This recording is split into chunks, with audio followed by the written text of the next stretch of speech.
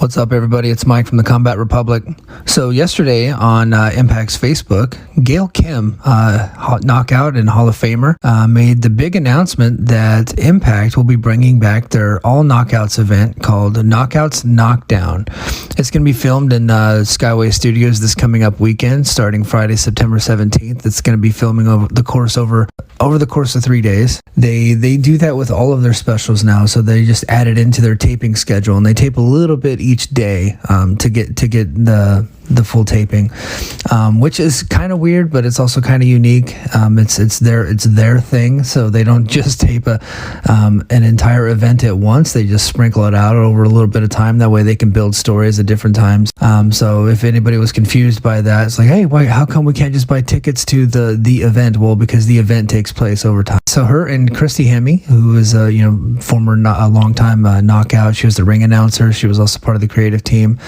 She was also in WWE for a while. They made the announcement they're putting this all together, and so they do have some surprises coming up.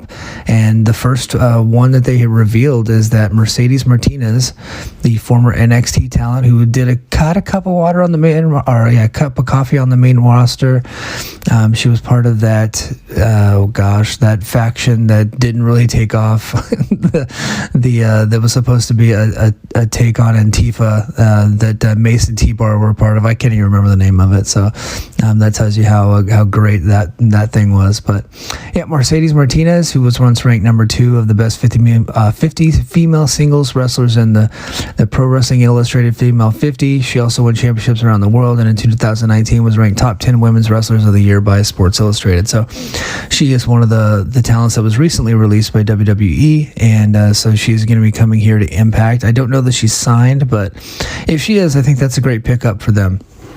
Gail Kim also announced that Lady Frost is going to be there. So Lady Frost is going to return. She had a match recently on Impact, more of a squash match. I think they were just kind of kicking the tires on her. She's done some stuff with NWA recently as well, and I think that she is somebody that they could bring in, that they could kind of a project, but has a great look. She's super buff, kind of comes across as a badass. So I like that they are bringing her back. I don't know that they signed her, but I do like this pickup. Kim also confirmed that one of the matches set for Knockouts Knockdown will be the Monsters Ball, and it's going to be honoring the late Daphne Unger. Daphne, she was in the first knockout to participate in a Monsters Ball match.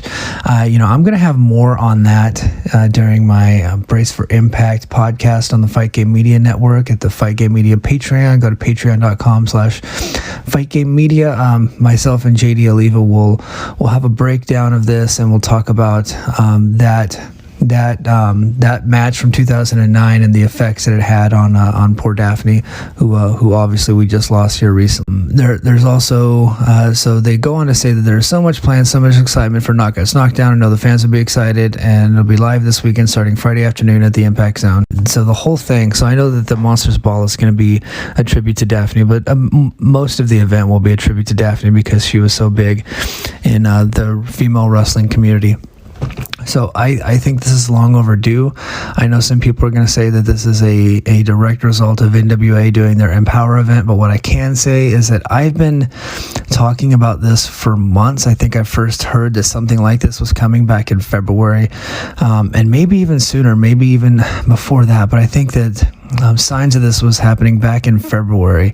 Now, did the Empower pay-per-view speed up the process to get them to do this? That's possible. I do think that this has been coming for a long time. In fact, I was honestly of the opinion that they were probably going to be bringing back some form of the WoW Superheroes TV show, but an Impact version, like an Impact Total Knockouts or a Knockouts specific 1-hour TV show for Saturday nights or something like that. I thought that they would be going that route, and I think that's still on the table.